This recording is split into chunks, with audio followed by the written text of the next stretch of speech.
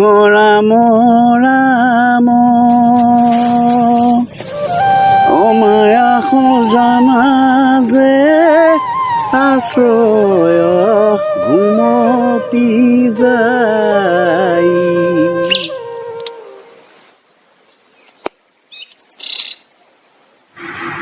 ভকত, ভকত চাই এইফালে আছোন।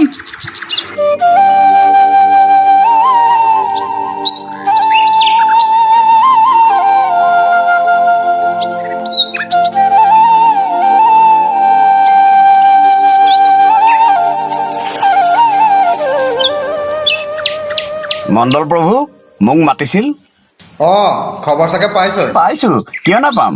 অহা মাহত আপোনাৰ ভণ্টিৰ বিয়া। তাকেও মোৰ একদম চিন্তাত মূৰৰ ওপৰতে পানী নোযোৱা হৈছে। মই থাকোঁতে আপুনি কেলে চিন্তা কৰিছে? ৰভা দিয়াৰ পৰা পুৱতি নিশা কইনা বিদায় দিয়ালৈকে মই থাকিমেই নহয়। আপুনি প্ৰসন্ন মনে বিয়াৰ যোগাৰ কৰক। আপুনি যেতিয়াই বিচাৰে মই তেতিয়াই আহি ওলাম। এতিয়াহে মনটো অলপ ভাল লাগিছে। এতিয়া পিছে ক'ত যাবি? আমাৰ নাৰায়ণ দাঁতি কলিগা এজনী হাল নহয়, তাকে বিচাৰি ওলাইছো। ঠিক আছে বাৰু, যা। এইফালে আহিলে সোমাবি, তামোল চালি এখনকে খাই যাবি। হ'ব দিয়ক, এতিয়া এৰিছো।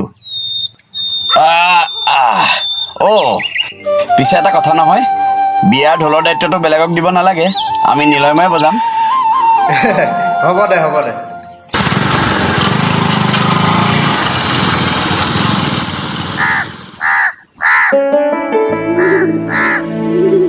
সৰুতে পিতাই মৰমতে ভকত বুলি মাতিছিল, নামটো থাকি গ'ল। এতিয়া সকলোৱে ভকত বুলি মতা হ'ল। বিপদে আপদে এতিয়া সকলোকে ভকতকহে লাগে, বুজিছ সাবিত্ৰী? হ'ব, প্ৰয়োজনতহে সকলোকে লাগে। আৰু মৰম চেনেহৰ কথা তই বুজি নাপাবি। সকলোকে নিবিচাৰে নহয়, মোক ভাল পাই কাৰণেহে বিচাৰে। আপুনি বিচাৰিলে তেওঁলোকক পাবনে? কেলে নাপাম?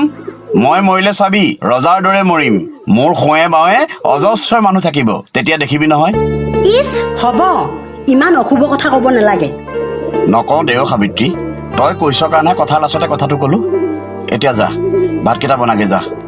এই মহৈ দাইটি বাৰী পাছফালে কদমজোপা বোলে কাটি দিব লাগে। কি বনাম? বনাবলৈ কিবা থাকিলেহে। দাইল দুটামান আছে। হ'ব যা, দাইলতে দুটামান কঁঠাল গুটি পেলাই দিবি। মই আহোঁতে কচু ঢেকীয়া যি পাৰোঁ লৈ আহিম। তাতে তই মাক হ'বলৈ ওলাইছ, তোৰ দেহৰ কাৰণেও ভাল। এইবাৰহে তোৰ আচল মাতটো ওলাইছে।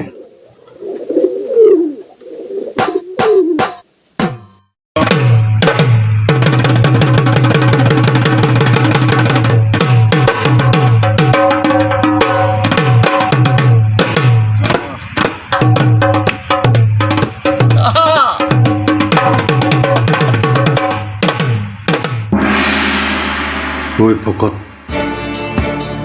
সোনকালে উভতিব ইয়াৰ পৰা, কোনোবাই দেখিলে সপনা খাব।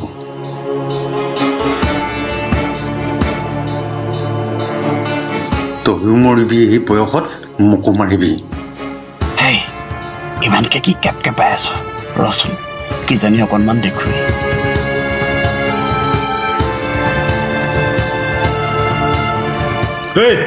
কোনে এইকেইটা?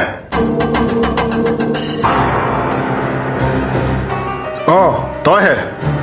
তোক কিমান দিন মাৰ কৰিছিল হা, ইয়ালৈ নাহি বুলি? নুশুন ন? এবাৰ চাবলৈ দিয়ক, গুচি যাম আৰু কেতিয়াও নাহোঁ। যাবিনে ইয়াৰ পৰা, নে পুলিচত খবৰ দিব লাগিব? মাত্ৰ এবাৰ চাবলৈ দিয়কচোন, চাই গুচি যাম।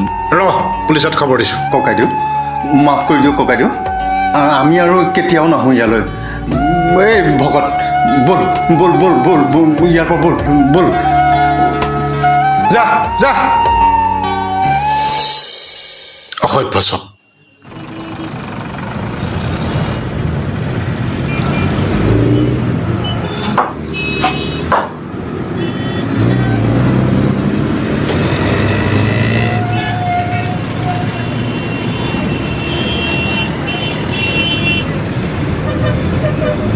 তই মন বেয়া নকৰিবি অ' ভকত।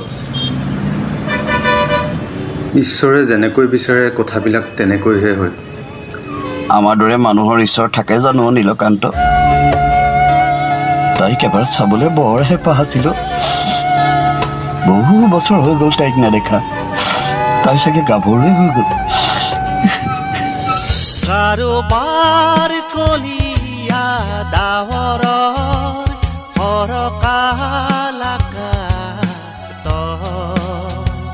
ও ভকত তোৰ দাম কিমান ও ভকত তোৰ দাম কিমান মইনা শুবয়ে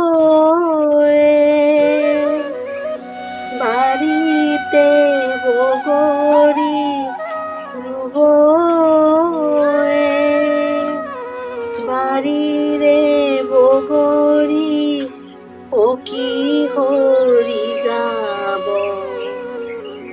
আমাৰে মইনাই বুটলি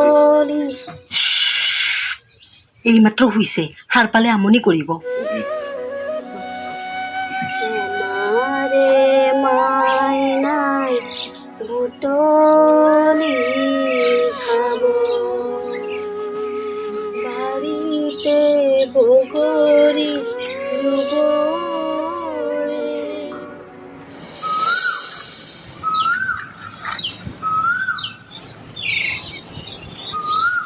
কিমান দিন আৰু এনেকৈ থাকিবি অ'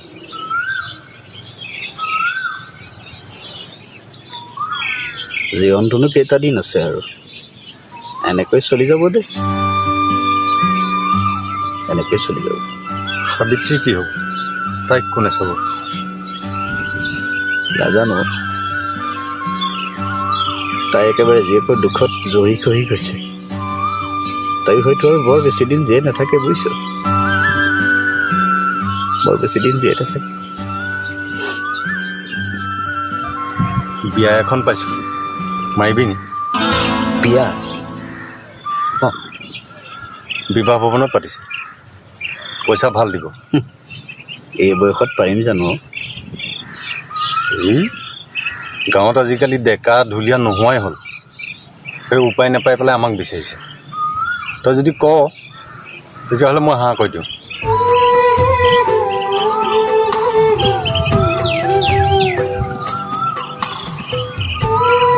কি হ'ল একো নকলি যে নাই আগৰ দিনৰ কথাবোৰ মনত পৰি কিবা বুকুখন বিষাই গ'লো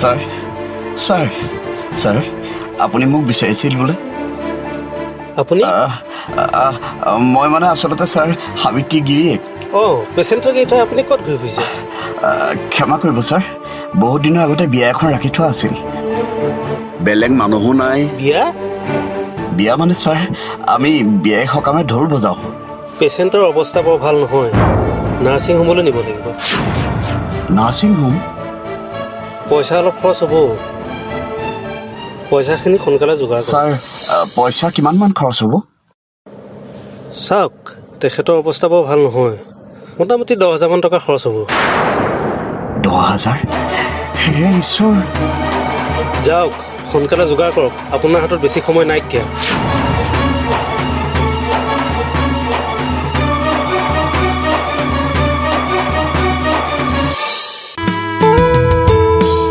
এটি মন এমুঠি নিস্বাৰ্থ প্ৰাণৰ গান কৰ্ম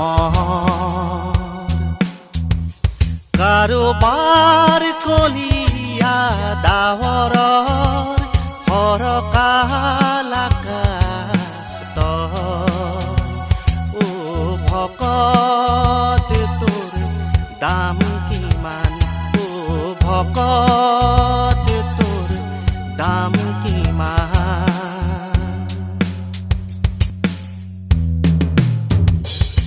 দুহাতেৰে সজোৱা হেঁপাহৰ প্ৰজাতি খহিছে আজি তোৰ নিয়তিৰ পাকত কোনো নাই কাষত তোৰ চকু পানী চাবলৈ কোনো নাই কাষত তোৰ চকু পানী চাবলৈ হাতৰ মুঠিতে হেৰাল মৰম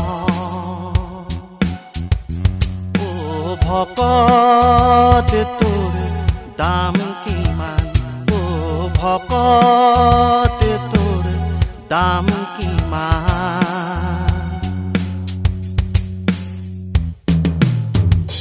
বুকুৰে যে অগণি কোনেও দেখা নাই জ্বলি আছ নিজে তই আক্ষেপ নাই আউসী আন্ধাৰত ৰাখিছ নিজকে লুকাই আউসীৰ আন্ধাৰত ৰাখিছ নিজকে লুকাই গোপন বিষাদৰ মৰম বিলাই ও ভকত মহাজন দেউতা মহাজন দেউতা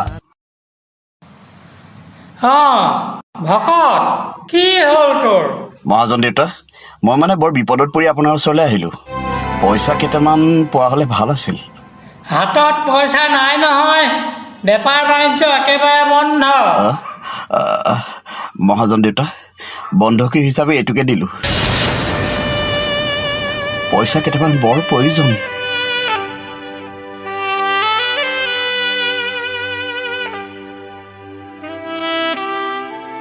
কিমান লাগিব মনে জানি আপোনাৰ যিমান হয় তাকে দিয়ক মই পইচা হ'লে উভতাই লৈ যাম ঠিক আছে তই ইয়াতে ৰহ হ'ব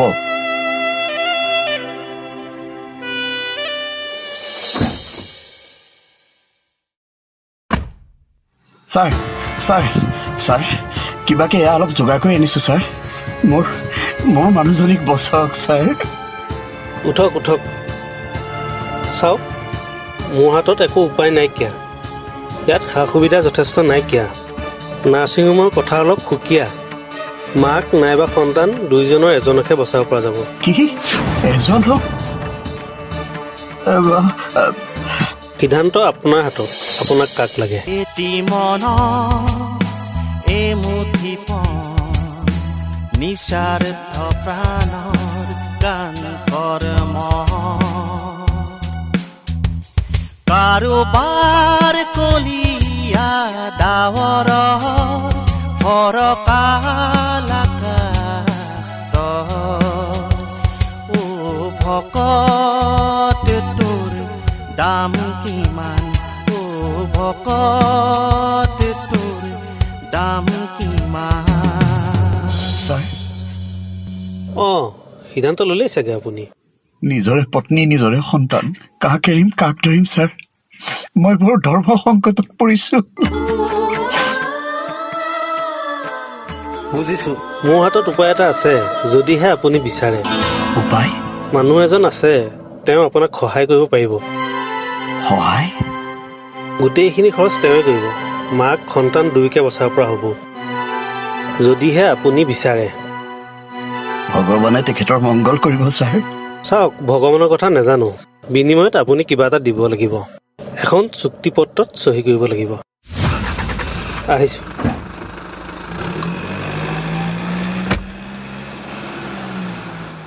চুক্তিপত্ৰ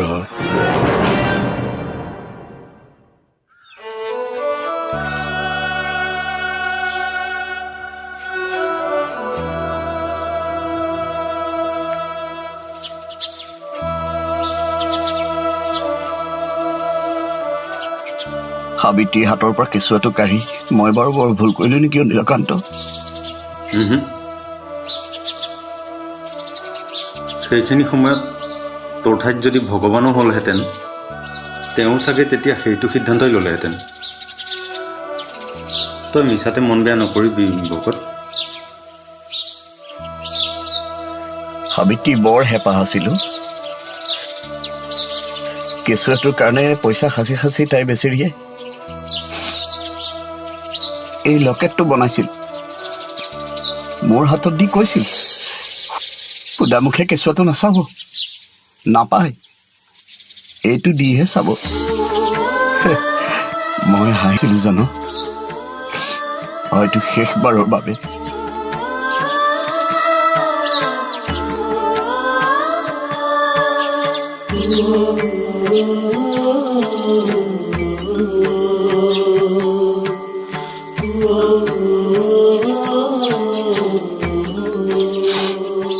ডাক্তৰে মোক কৈছিল মাক কেঁচুৱা তাৰে কোনোবা এটাকে বাছি ল'ব লাগিব। আৰে তয়ে কচোন, কোন বাপেকে পাৰিব, কোন গিৰিয়েকে পাৰিব? জান নীল, ময়ো নোৱাৰিলো।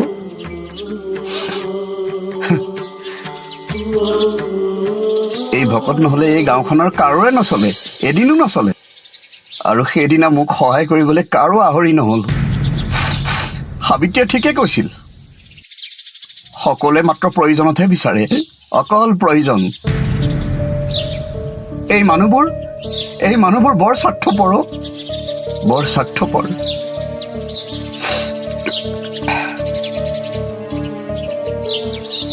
মাকক বচোৱা স্বাৰ্থত, কেঁচুৱাটোক বচোৱা স্বাৰ্থত সাবিত্ৰীয়ে গম নোপোৱাকৈ মই কেঁচুৱাটোক আনৰ হাতত তুলি দিলো।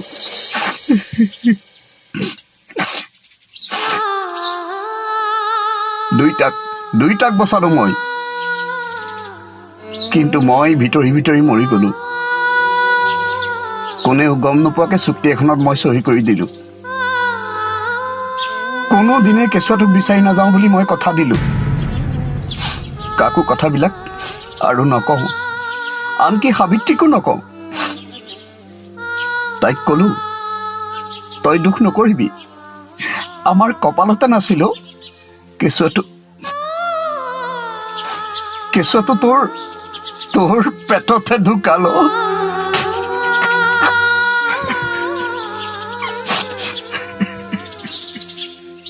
মই কথাবিলাক কাকো ক'ব নোৱাৰো।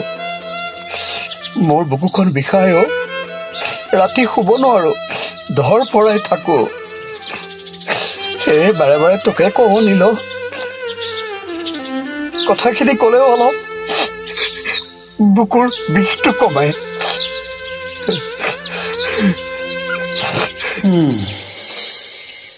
তেতিয়াৰে পৰাই সাবিত্ৰীয়ে টুকুৰাশীল হৈ পৰিল। তাই বেচেৰিয়ে নিজেই নাজানে তাই জীয়াই আছে নে মৰিল।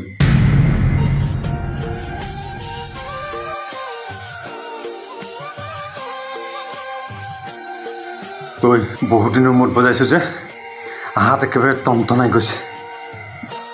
এনেহে দুটামান বিহু চব বজাই দিলেই হ'ল। ভাগ্য ভাল, নাচনী নিবিচাৰিলে। নাচনী বিচৰাহেঁতেন ক'ত নাচনী বিচাৰি পালোহেঁতেন। এই বয়সত আমাৰ লগত নাচনী এতিয়া 4-5টা ল'ৰা ছোৱালী মাক হ'ল বাপেকে।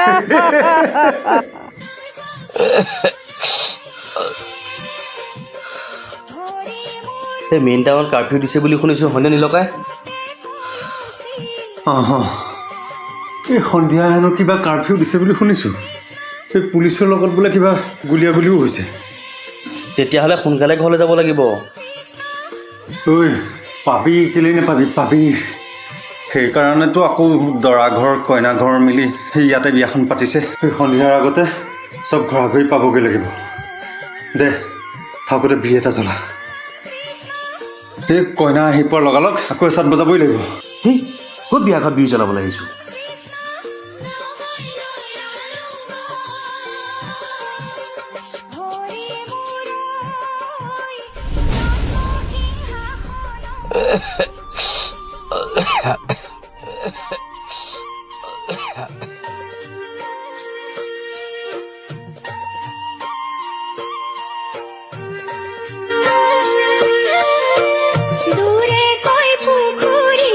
অ' শইকীয়া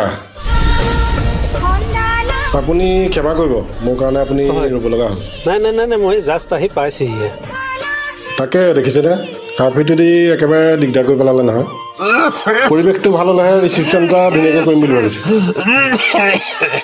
ল'ৰাৰ আইতাকো ঢুকাও সেয়ে খৰখেদা কৰিলোঁ এটা কাম কৰক ব'লক ভিতৰলৈকে ব'লক মাজনী আহি পাব ল'ৰা ঘৰৰ মানুহো আহি পাবই ব'লক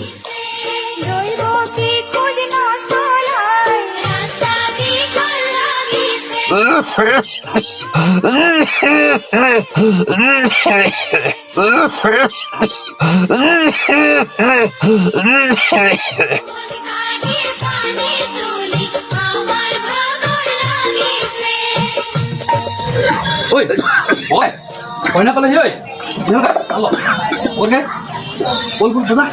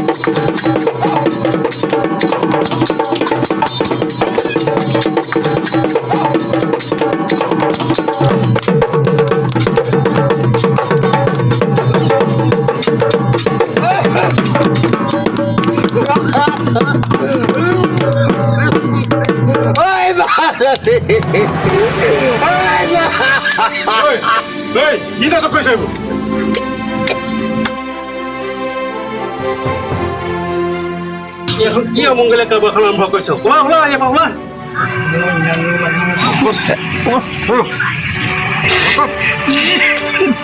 ৰবা পাপা তেখেতে কিবা ক'ব খুজিছে মাজনী তুমি ৰবাচোন আপুনি মোৰ লগত বলক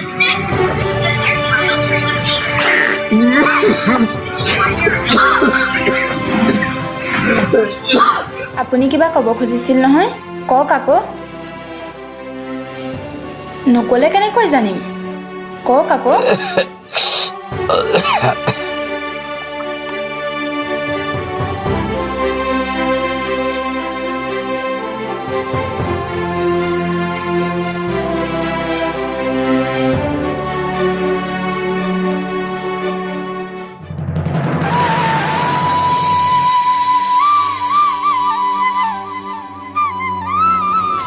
সোণৰ লকে আশীৰ্বাদ দিলো আই তোমাৰ সংসাৰখন সুখৰ হওক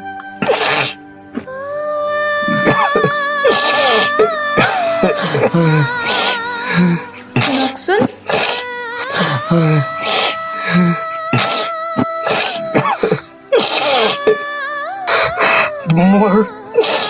মোৰ ছোৱালীজনী বাচি থকা হলে হয়তো আজি তোমাৰ নিচিনাই হলহেঁতেন আশীৰ্বাদ কৰিছো আই কুশলে থাকা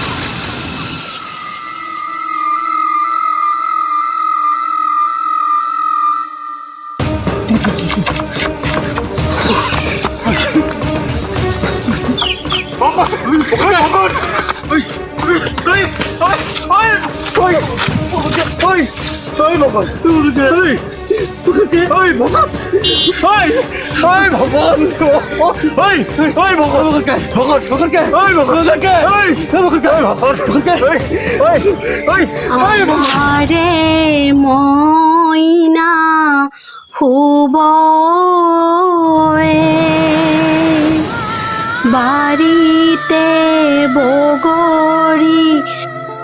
বাৰীতে বগৰী ৰুবয়ে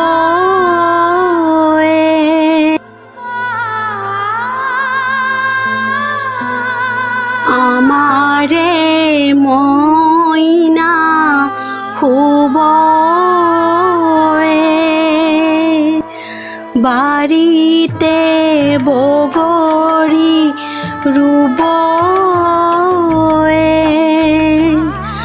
বাৰীৰে বগৰী পকি সৰি যাব মইনাই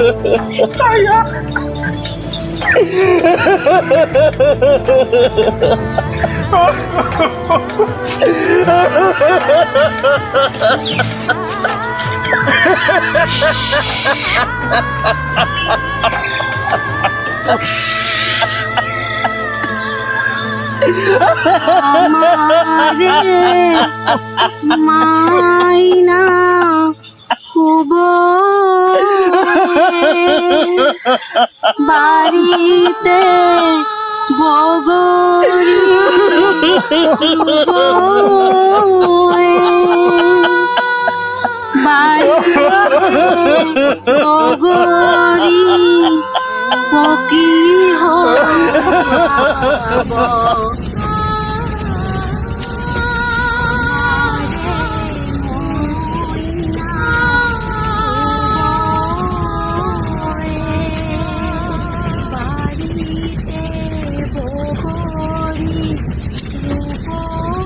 আমাৰ দৰে মানুহৰ ঈশ্বৰ থাকে জানো নীলকান্ত?